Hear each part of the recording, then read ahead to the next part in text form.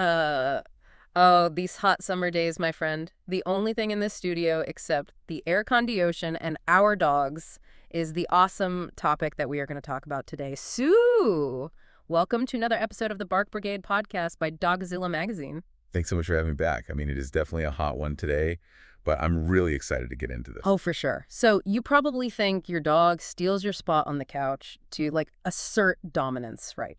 Well, you are wrong. They are actually self-medicating with an oxytocin loop that is triggered by a highly specific thermal and olfactory imprint you just left behind. Exactly. I mean, it is this profound biological response, Yeah. but it's completely disguised as a minor domestic annoyance. We look at a dog curled up in our seat and see this cheeky behavioral quirk. Right, like they're just being a jerk. Yeah, exactly. But we are actually witnessing thousands of years of evolutionary survival tactics just, well, colliding with complex neurochemistry. Mind-blowing. So picture this, because it is a universal experience for anyone listening who shares their home with a dog. You have settled down for the evening. You have engineered the perfect ergonomic setup on the couch. The pillows are perfect. The pillows are perfect. The cushions are compressed just right. You are finally relaxing. Then you realize you left your water in the kitchen. It always happens. Always. You stand up, walk maybe 10 steps away, and by the time you turn back around, your dog has completely shamelessly claimed the exact geographic coordinates of your seat. Oh, yeah. And they look entirely innocent. Usually avoiding eye contact, right? Completely anchored to the spot. So we are going to deconstruct this everyday mystery today based on a great article from Dogzilla Magazine.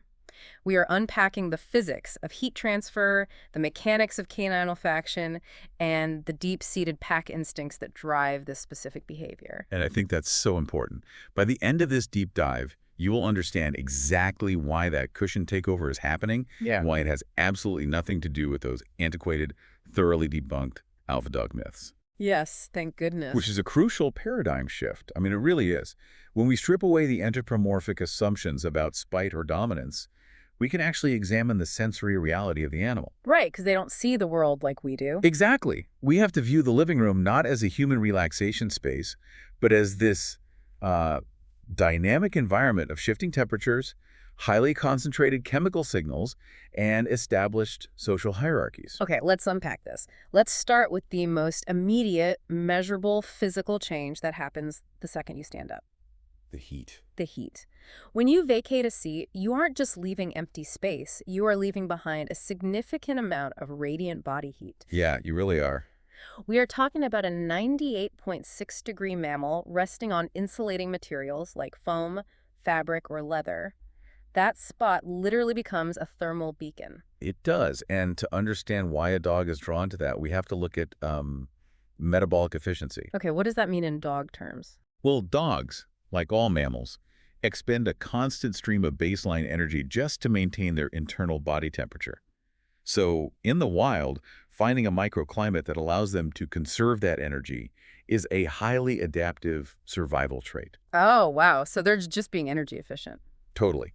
When they locate a pre-warmed surface, they can essentially power down their own internal furnace. The environment is doing all the thermal heavy lifting for them. It is the biological equivalent of somebody pre-warming your car seat on a freezing morning. That is exactly what it is. If you have the choice between sitting on an ice-cold leather bucket seat and generating the heat yourself versus, sliding into a seat where the internal coils are already blasting heat into the upholstery, the choice is obvious. It requires zero caloric effort on your part to be comfortable. That is a highly accurate comparison. Yeah. And this drive for ambient heat, it's hardwired into their neurobiology from the moment they are born. Really? Like from day one? From day one. Neonatal puppies lack the ability to thermoregulate effectively. For the first couple of weeks of life, a drop in environmental temperature can actually be fatal. Oh, that's so sad to think about. It is. So they survive by instinctively seeking out the radiant heat of their mother and the collective body mass of their litter mates. That tactile sensation of pressing into a warm, yielding surface is neurologically, permanently linked to safety, survival, and just down-regulating the nervous system. So the adult dog on your sofa is really just executing a deeply ingrained behavioral algorithm. Warmth basically equals life. Exactly. But if that is the case, why do dogs with heavy double coats, like, say, huskies or malamutes, still engage in this behavior? You would think they're already perfectly insulated, right? Yeah, It is a really valid question. And it is true that a greyhound or a whippet, those breeds with single coats and very low body fat, will seek out that thermal jackpot with a lot more urgency. Oh yeah, greyhounds are always cold. They are tiny, heat-seeking missiles. But for the double-coated breeds, the behavior often shifts from purely thermal regulation to tactile security. This is where the physical architecture of the couch cushion comes into play. You aren't just leaving heat, you are leaving a structural depression in the upholstery. The ergonomic dent. Yes, the cozy dent. You sit in a spot long enough, the memory foam or the down feathers compress, and you create a mold of your own body weight. Which is honestly super comfortable. Precisely. That specific deformation of the cushion acts as a custom-engineered orthopedic bed. For a dog, curling up in that concave space provides lateral support for their spine and takes the load off their major joints. Oh, so it's like a little hammock for them? It is. It simulates the physical parameters of a dugout den in the earth. They do not have to expend the energy to circle, scratch, and trample the substrate to create a comfortable resting posture, because your body weight already did all the excavation work for them. Plus, that concave shape probably acts as an insulator, right? Like the physical depression traps the radiant heat you left behind, preventing it from dissipating into the ambient air of the living room as quickly as it would on a flat surface. Exactly. It creates a localized microclimate. But while thermodynamics and physical ergonomics explain a large part of the initial draw, they do not fully explain the intense specificity of the behavior. Right, because if it were just about heat and a comfortable dent, they would be equally satisfied with a heated orthopedic dog bed on the floor. Which a lot of people buy for them. Yes, yet they consistently bypass the expensive dog bed to claim the exact spot you just vacated. So to understand that, we have to look at the unseen chemical markers you are constantly shedding. Yes, the invisible world of scent. Right, because if I leave my spot and another human is sitting on the opposite end of the couch bathed in a warm sunbeam, the dog doesn't go to the sunbeam, they go to my empty spot. This brings us to the profound difference between how humans and canines map their environments. We map a room visually. We see an empty seat. Dogs map a room chemically. The olfactory processing power of a canine is just staggering.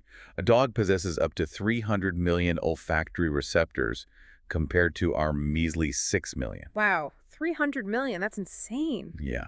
The portion of their brain dedicated to analyzing odors is proportionally 40 times larger than ours. So when you sit on a couch, you are continuously depositing a highly complex matrix of volatile organic compounds, sebum, sweat, and sloughed skin cells. Gross, but fascinating. So from the dog's perspective, I am not just leaving a warm dent. I am leaving a dense, glowing cloud of my specific chemical signature. Yeah, it must be deafeningly loud to their nose. It is a concentrated olfactory beacon, and it is vital to understand what your specific odor represents to their limbic system. Which is the emotional center of the brain. Exactly. For a well-adjusted, bonded dog, the scent of their primary caregiver is fundamentally intertwined with resource security, social cohesion, and emotional safety. Which completely dismantles the idea of ownership or territoriality that a lot of people assume is happening. Totally. If someone is listening to this and thinking, no, my dog is definitely just being a jerk and claiming my territory because he stares at me when he takes my spot, we really need to look at the actual behavioral motivation. The dog isn't planting a flag to say, this is my house. Not at all. That interpretation is just a projection of human ego onto an animal. When a dog curls up and presses their muzzle into the fabric where your scent is most concentrated, they are engaging in active emotional regulation. Oh, that makes so much sense. Yeah, we know through endocrinological studies that exposure to a bonded human scent triggers a parasympathetic nervous system response in the dog. It physically lowers their heart rate and suppresses the release of cortisol, which is the primary stress hormone. So they're literally calming themselves down with your smell. It makes me think of how a human might use a loved one's belongings to cope with absence. Oh, that's a perfect analogy. Like, if a partner is out of town, you might sleep on their side of the bed or wear their worn sweatshirt. You aren't trying to conquer their wardrobe, right? You are using the lingering olfactory cues to trick your brain into feeling a sense of proximity. You want to feel connected when the physical connection is temporarily severed. That is a highly accurate behavioral analog. The dog is essentially creating an overlapping scent profile. By pressing their body against the area where your volatile organic compounds are most heavily deposited, they are actively blending their scent with yours. So it's an invisible hug. Yeah, an invisible chemical hug. In canine social structures, this blending of odor profiles is a critical mechanism for maintaining the integrity of the pack. It reinforces their inclusion in the family unit. Here's where it gets really interesting, though.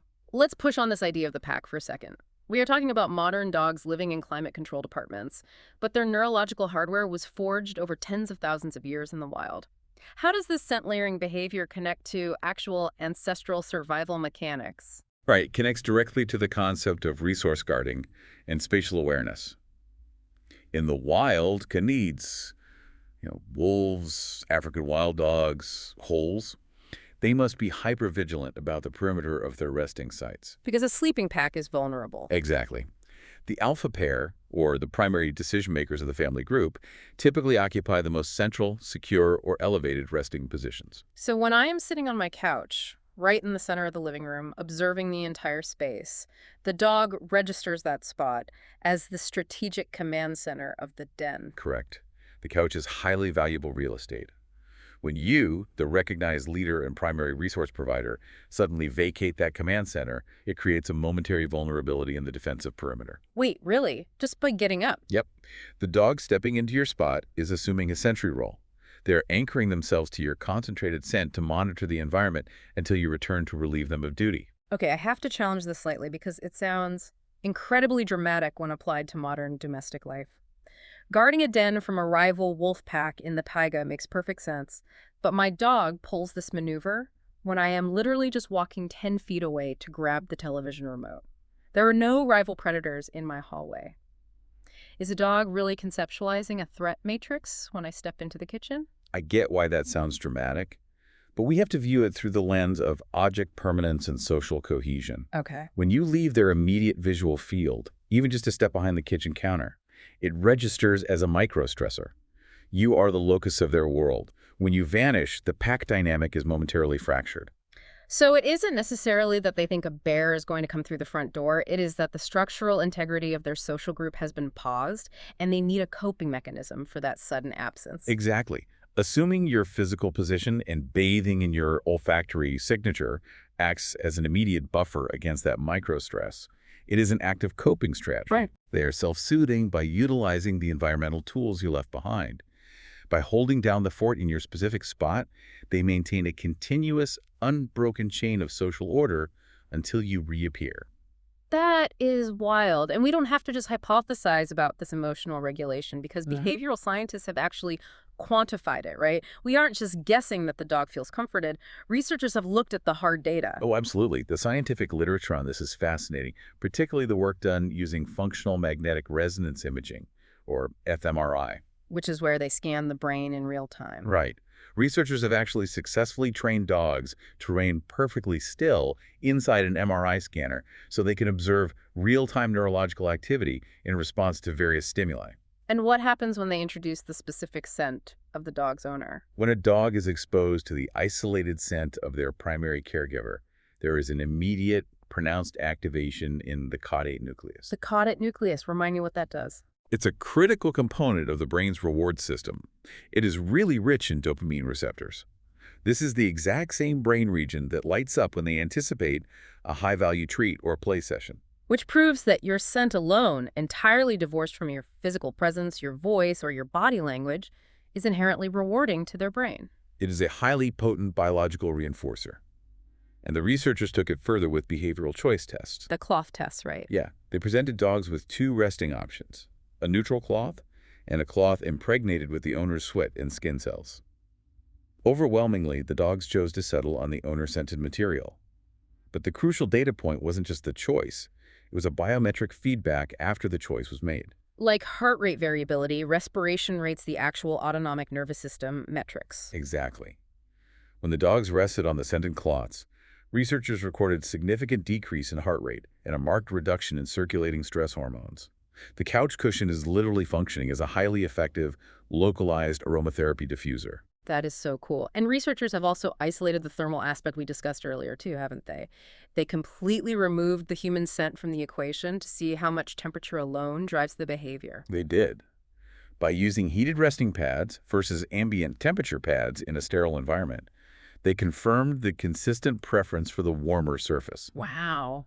But perhaps the most compelling visualization of this phenomenon comes from thermal imaging technology applied to standard domestic furniture. Yes, this is the part that really crystallizes the dog's perspective for me. If you look at a living room through a thermal camera right after a human stands up from a sofa, the visual contrast is stark. It's amazing. The vacated spot glows brilliant red and orange against the cooler blue and green background of the surrounding upholstery. It is a massive, lingering thermal footprint. So it's basically a big neon sign for them. Pretty much. When you combine that highly visible thermal signature, which the dog can sense radiating outward, with the intense dopamine hit triggered by your concentrated scent, the spot becomes neurologically irresistible. It is a perfect storm of positive reinforcement. And this leads us to the specific neurochemical driver of this entire process, which is the biobehavioral oxytocin loop. Oxytocin. It's a neuropeptide that facilitates social bonding, trust, and maternal attachment in mammals. It famously spikes during physical affection between humans and dogs. A love hormone. Yes, the love hormone. But what we now understand is that physical contact is not strictly necessary to trigger its release. So simply inhaling the volatile organic compounds trapped in the couch cushion is enough to cross the blood-brain barrier and trigger the oxytocin release. Yes, it is. The olfactory processing centers in the dog's brain have direct neural pathways to the amygdala and the hypothalamus, which regulate emotion and hormone production. The smell triggers the oxytocin, which actively suppresses the hypothalamic pituitary adrenal axis, basically the system responsible for stress responses. And that creates the loop. Because the dog smells the spot, the oxytocin floods their system, making them feel incredibly secure and relaxed. And because that neurological state feels so good, the dog's brain logs the behavior sitting in your spot as a highly successful strategy for achieving emotional homeostasis. Exactly.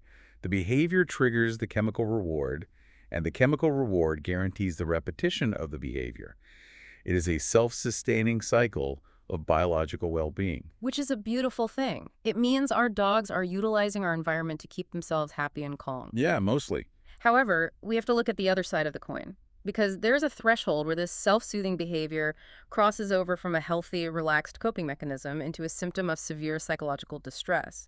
If a dog is heavily reliant on this oxytocin loop to function, we might be looking at clinical separation anxiety. This raises an important question, and it's a critical diagnostic distinction for anyone observing this behavior in their own home. You have to evaluate the totality of the dog's body language and the specific temporal triggers of the couch stealing. It is the difference between a dog who enjoys a comfort resource and a dog who is desperately relying on a crutch to stave off a panic attack. Let's break down those temporal triggers because they are the most obvious differentiator. A relaxed dog reacts to the availability of the resource. You stand up, the spot opens up, they take it. But an anxious dog reacts entirely differently to the sequence of events.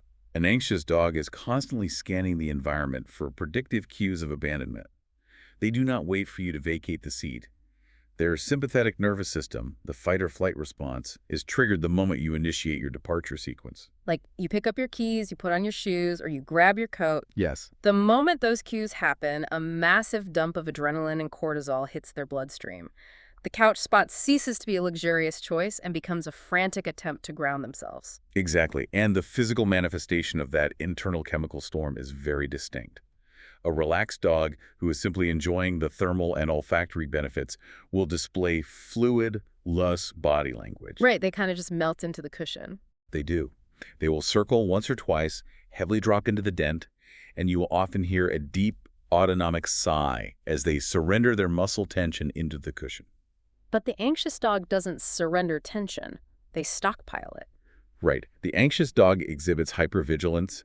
They will often bolt to the spot and remain rigidly alert. They do not curl up, they brace. You will see a stiffened spine, closed commissures of the mouth, and very specific ocular signals. Like whale eye. Exactly. For those who don't know, that's when a dog averts their muzzle but keeps their gaze locked on you, exposing the white sclera of their eyes. It is a clear indicator that they feel trapped between the compulsion to stay anchored to your scent and the panic of watching you leave. We also look for piloerection. The raised hair along the spine, excessive panting when the room isn't hot, trembling, and dilated pupils. And drooling, right? Yes. If the sympathetic nervous system is fully engaged, you might also see hypersalivation or drooling. Because the body is preparing for an acute survival scenario. diverting energy away from non-essential systems like digestion. And in severe cases, the article notes this can lead to inappropriate elimination. Yeah, potty accidents near the couch or the front door, Hmm. which is a tragic reality of separation distress that is so often misdiagnosed as spiteful disobedience. Oh, absolutely. People think the dog is mad at them. Right, but a dog voiding their bowels near your favorite chair is not exacting revenge for being left alone. They have literally lost control of their sphincter muscles due to a catastrophic spike in acute panic. Punishing that behavior only exponentially increases the anxiety surrounding your departure. So if someone is listening and recognizing these signs of severe autonomic arousal, the rigidity, the whale eye, the pacing, banning the dog from the couch seems like it would just remove their only coping mechanism and make the panic worse. Banning them via spatial pressure or physical correction would be highly detrimental. Instead, the goal is to downregulate their nervous system by providing alternative, highly structured security zones. Zones that still harness the power of your scent profile, but encourage independent relaxation. Precisely. The source outlines a few environmental modifications for this. One is introducing a cozy cave bed in close proximity to the sofa. Yeah, the architecture of a cave bed is crucial here. It features a hooded canopy that physically encloses the dog on 3 sides. This mimics a subterranean den, significantly reducing the visual stimuli the dog has to process, which actually lowers their cognitive load. Oh, that makes total sense. And by placing it near the sofa, they remain integrated into the pack's core territory, but they have a fortified perimeter. And to replicate the olfactory beacon of the couch cushion, you introduce a heavy dose of your volatile organic compounds into that cave bed. The suggestion is a blanket you have slept with, or a heavily worn article of clothing. Right, you are systematically transferring the biobehavioral oxytocin loop from the shared furniture to their independent space. And we can compound that calming effect through the introduction of mastication. Chewing. Like providing a high-value food puzzle or a long-lasting chew right before you initiate those departure cues. The mechanics of chewing are profoundly therapeutic for a canine. The repetitive motion of the jaw muscles stimulates the release of endorphins and serotonin, which actively counteract the cortisol spikes associated with your departure. Plus, it gives them a job to do.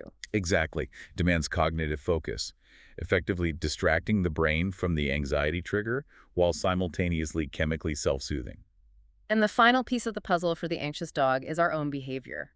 We have to look at how our emotional state infects their emotional state. If we make our departures highly dramatic with a lot of extended eye contact, high-pitched vocalizations, and drawn-out goodbyes, we are basically validating their threat assessment. You are confirming to their limbic system that an abnormal high-stress event is occurring. Similarly, if your return is marked by a frantic, highly aroused greeting, you are reinforcing the idea that your absence was a trauma to be survived, and your return is a massive emotional relief. So we have to become aggressively boring. Total emotional neutrality. Departures and arrivals should be non-events. You do not make eye contact. You do not speak to the dog for the first 5 minutes after you walk through the door. Wow, that's hard to do. It is really hard. But you wait until their autonomic nervous system has returned to a baseline resting state, and then you calmly offer affection. Over time, this systematic desensitization teaches the dog that your absence is a standard, low-stakes environmental fluctuation, not an existential threat to the pack. It is incredibly relieving to know that with proper management, we can guide an anxious dog back to a state of emotional equilibrium. But for the vast majority of our listeners, the couch ceiling isn't rooted in clinical panic. Thankfully, no. It is rooted in comfort and sometimes a remarkable degree of cognitive complexity. Because dogs aren't just biological robots executing thermal algorithms, they have highly developed personalities and they understand operant conditioning just as well as we do. Often better than we do, because they observe us with undivided attention. This brings us to the quirky, sometimes manipulative, and highly humorous motivations behind the behavior. Oh, totally. Many dogs steal the seat simply because they have learned that it triggers a highly predictable, highly rewarding sequence of human behavior. They treat it as a game. You stand up, they hop into the dent, you turn around, see them, and you react. You might use a specific tone of voice, you might laugh, you might gently nudge them. Guilty as charged. To dog, all of those reactions, even mild, playful scolding, qualify as high-value attention. From a cognitive standpoint, they recognize a cause and effect relationship. If I occupy this specific spatial coordinate, my human will immediately engage with me. They have essentially trained you to initiate a play session on command. And you can tell when it's a game based on their physical posturing, right?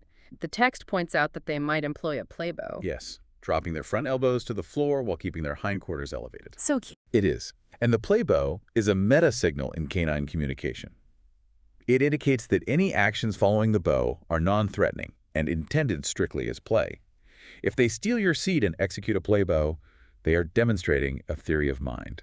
Like, they know they're being cheeky. Exactly. Yeah. They know they have done something slightly transgressive by taking your resource, but they are explicitly signaling that it is a joke. It is an invitation to interact. But there's another social dynamic that motivates this behavior, which requires a bit of nuance to understand. The jealousy angle. Oh yes, the jealousy angle. Canine jealousy is a well-documented phenomenon, though it differs structurally from human jealousy. Human jealousy often involves complex projections about the future or deep insecurities about self-worth. Canine jealousy is a much more immediate, pragmatic response to resource competition. Right. And in the domestic environment, the most valuable resource is your attention. So if I am sitting on the couch petting the cat for 10 minutes and then I get up to go to the kitchen, the dog immediately takes the spot to manage that perceived competition. Exactly. When you were petting the cat was depositing their own pheromones and volatile organic compounds all over your lap and your immediate seating area. The dog observes a rival, receiving the high-value resource. When the spot opens up, the dog occupies it to execute a strategic scent-masking maneuver. They are literally overwriting the cat's chemical signature with their own. They really are. They are physically and olfactorily reaffirming their bond with you. It is not an act of spite toward the cat. It is a request for reassurance from you. That's actually really sweet. It is. They are recalibrating the social hierarchy of the living room through scent deposition. A simple, calm, physical acknowledgement from you when you return to the couch is usually enough to satisfy that requirement and restore their sense of security. Now, there's one more motivation discussed in the article, and it shifts the conversation away from behavioral quirks and into the realm of medical reality and the aging process. The dynamic of the couch takeover often changes dramatically when a dog enters their senior years. It is a transition that requires a lot of empathy from the owner. As a dog ages, the physiological breakdown of their body significantly alters how they interact with their environment. The thermal and ergonomic benefits of your vacated seat are no longer just luxurious preferences, they become therapeutic necessities. Right, because we are talking about osteoarthritis, the degradation of cartilage in the joints, and the loss of muscle mass. Exactly. When a senior dog rests on a flat, unyielding surface, the pressure on their elbows, hips, and spine can cause acute discomfort. The cozy dent we discussed earlier, that concave impression left by your body weight, provides crucial orthopedic relief. Because it cradles those compromised joints. It cradles them. Furthermore, the localized heat trapped in that dent acts as a thermal therapy, increasing blood flow to stiff muscles and reducing localized inflammation. So they are seeking out your spot for genuine pain management. Yes. But the aging process also degrades their sensory perception, which makes the olfactory component of your seat even more critical. We see a high prevalence of cataracts, nuclear sclerosis, and age-related hearing loss in senior dogs. As their visual acuity blurs and their auditory world becomes muffled, their reliance on their olfactory system amplifies to compensate. Because the world becomes a confusing, potentially frightening place. It really does. And amidst that confusion, the concentrated cloud of your scent lingering on the couch cushion acts as a lighthouse. It is a highly specific, easily identifiable homing beacon. It guides them to the geographic center of safety in the home. It is a deeply poignant reality. The spot that smells most powerfully of you provides not just physical relief for their joints, but profound psychological relief for a fading mind. Allowing a senior dog to maintain claim over that spot is a significant act of compassion. It is the ultimate expression of the bond. It fundamentally changes how you view the behavior. You aren't just losing your preferred angle for watching television, you are providing a critical navigational anchor for a dog whose sensory world is shrinking. But acknowledging that empathy, there are still practical realities to managing a household. Right, you still need to sit down. Exactly. There will be times when you simply need to utilize your own furniture, regardless of the thermal physics or the oxytocin loops occurring. We love the biobehavioral loops, but sometimes you just worked a 12-hour shift, your lower back is in agony, and you need to sit in your ergonomically perfected dent. Completely understandable. This brings us to the operational phase. How do we reclaim our designated seating without applying spatial pressure or shattering the trust we have built? We have to utilize the principles of operant conditioning, specifically positive reinforcement, while aggressively avoiding any form of positive punishment. Let's define that for clarity. Positive punishment would be physically grabbing their collar and dragging them off the couch, or physically shoving their body weight off the cushion. Correct. Applying physical force introduces spatial pressure. It creates an immediate spike in cortisol.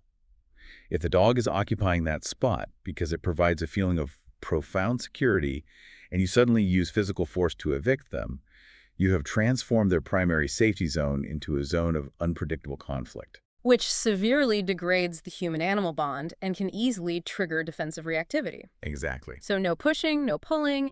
We have to convince their brain that abandoning the thermal jackpot is actually the most rewarding option available. We do that through luring and the establishment of a reliable off-cue. You take a highly salient reinforcer, like a piece of freeze-dried liver, something with a potent olfactory punch that overrides the comfort of the cushion. Oh, high-value treats are key. Yes.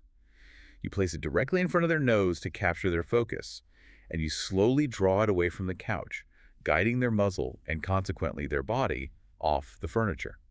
You are creating a dopamine prediction error. They think the couch is the best thing happening, but suddenly the promise of the high-value protein becomes more compelling. And as they follow the lure, you introduce the verbal marker, off. And the critical mechanical rule here is timing. You do not release the reinforcer while they are halfway off the couch. You deliver the reward only when all four paws are firmly planted on the floor. Right, marking the completion of the transition. But if we just put them on the floor, the thermodynamics are against us. The floor is cold and hard.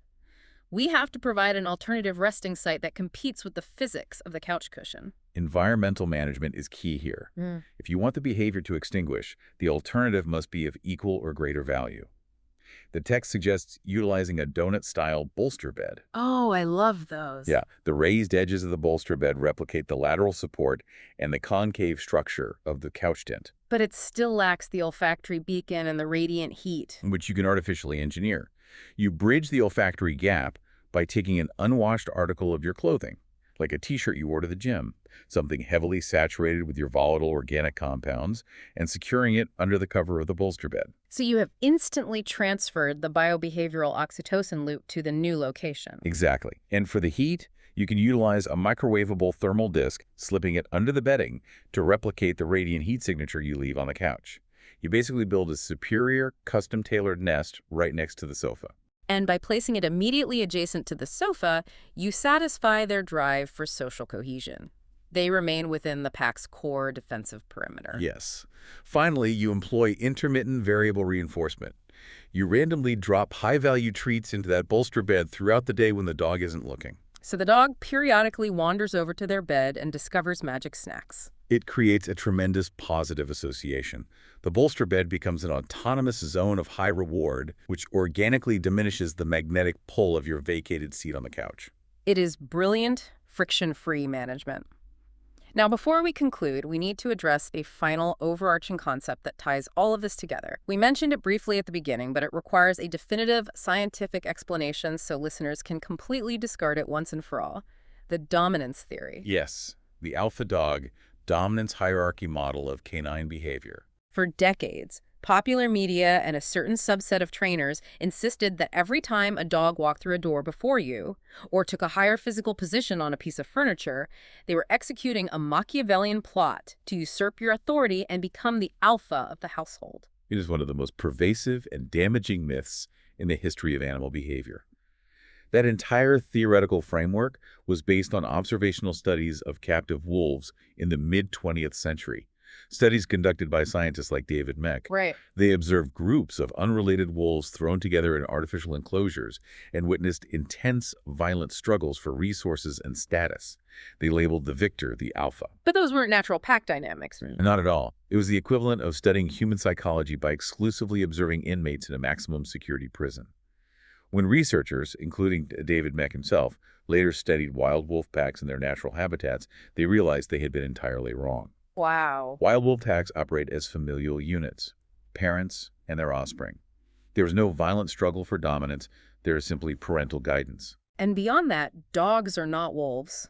They have undergone tens of thousands of years of domestication, selecting for traits of cooperability and interspecies bonding. Exactly. Modern canine behaviorists unequivocally reject the dominance model as an explanation for mundane household behaviors. Your dog stealing the warm dent on the couch is not a status play. It is a complex interplay of thermoregulation, olfactory processing, emotional self-soothing, and a desire for social proximity. So viewing it as a dominance struggle just creates an adversarial relationship where none exists. Exactly. It forces the human to constantly engage in unnecessary conflict to prove their leadership, which only elevates the dog's cortisol levels and erodes trust. True leadership in a mixed species household isn't about rigid dictatorial control over seating arrangements. It is about controlling the resources predictably, communicating clearly, and understanding the biological needs of the animal. Which includes the flexibility to sometimes simply yield. The final point we should touch upon is the value of compromise. Consistency is vital in behavior modification, but rigidity can be counterproductive. Right, there are acute scenarios where the strict enforcement of the off-cue should be suspended. Absolutely. If a dog is experiencing acute physiological stress, perhaps recovering from a veterinary procedure or shivering during a severe thunderstorm, their need for the intense security provided by the biobehavioral loop of your couch spot supersedes the household rules. In those moments, letting them retain the spot isn't a failure of training, it is a calculated application of empathy. You are recognizing that their nervous system requires the specific neurochemical cascade that your scent and heat provide. Yielding the space in those scenarios reinforces the foundation of trust. The dog learns that while boundaries exist, the ultimate function of the pack structure is mutual support during times of vulnerability. That makes total sense. They will willingly relinquish the space under normal conditions because they know that when they are truly in distress, you will prioritize their well-being over your own convenience. It transforms the living room from a battleground for territory into a shared ecosystem of comfort and security. Well, we have covered an incredible amount of biological and behavioral ground today. We started by examining the sheer physics of the couch cushion, the thermodynamics of radiant heat transfer, and the ergonomic benefits of the compressed upholstery. We moved into the staggering complexity of the canine olfactory system, exploring how the volatile organic compounds you leave behind serve as a chemical anchor, providing a parasympathetic nervous system response that lowers heart rate and stress hormones. We looked at the ancestral roots of the behavior, how modern dogs still conceptualize the living room as a den requiring a sentry when the primary leader steps away, mitigating the micro-stress of a fractured pack dynamic. We reviewed the neuroimaging data, confirming that the caudate nucleus lights up in response to the owner's scent, triggering a self-reinforcing biobehavioral oxytocin loop. We differentiated that healthy self-soothing from the hypervigilant sympathetic nervous system overdrive of true separation anxiety. And we broke down the pragmatic solutions, creating dopamine prediction errors through positive reinforcement luring, engineering synthetic comfort zones with heat discs and worn clothing, and completely abandoning the toxic alpha dog mythology. It fundamentally reshapes how you perceive a profoundly common interaction. It really does. But before we wrap up this deep dive, I want to pose a final, slightly provocative thought based on the neurochemistry we have been discussing. We have spent the last hour meticulously detailing how the dog benefits from this interaction, how the thermal imprint and the scent signature trigger their oxytocin release and downregulate their stress. The one-way transfer of biological benefit. Exactly. But let's look at the human half of the equation, because when you walk back into the living room with your glass of water and you see your dog curled up in your exact spot, looking up at you with those soft eyes, what happens to your internal chemistry? That is a fascinating inversion. You feel a spike of fond exasperation. You smile, your breathing slows, you reach down to give them a scratch behind the ears. In that moment, your own hyperthalamic pituitary adrenal axis is being suppressed. Your own brain is releasing a surge of oxytocin in response to their physical presence and their clear display of attachment. The visual stimuli of the resting dog triggers the exact same neurochemical cascade in the human brain. So perhaps the couch takeover is not just the dog utilizing the environment to self-medicate, it is actually the catalyst for a mutual, bidirectional biobehavioral loop. By stealing your seat, they force an interaction that chemically heals and relaxes both the human and the hound simultaneously. It is a synchronized biological event. That is a brilliant synthesis. The disruption of your physical comfort results in the elevation of your emotional homeostasis. And that is a trade-off I think any dog owner is willing to make. Thank you for listening, Dear Brigadiers, and if you have any questions, visit the source article on Dogozilla magazine at doggozilla.com. That was all for this episode, and until the next time, bye to all listeners of the Bark Brigade podcast.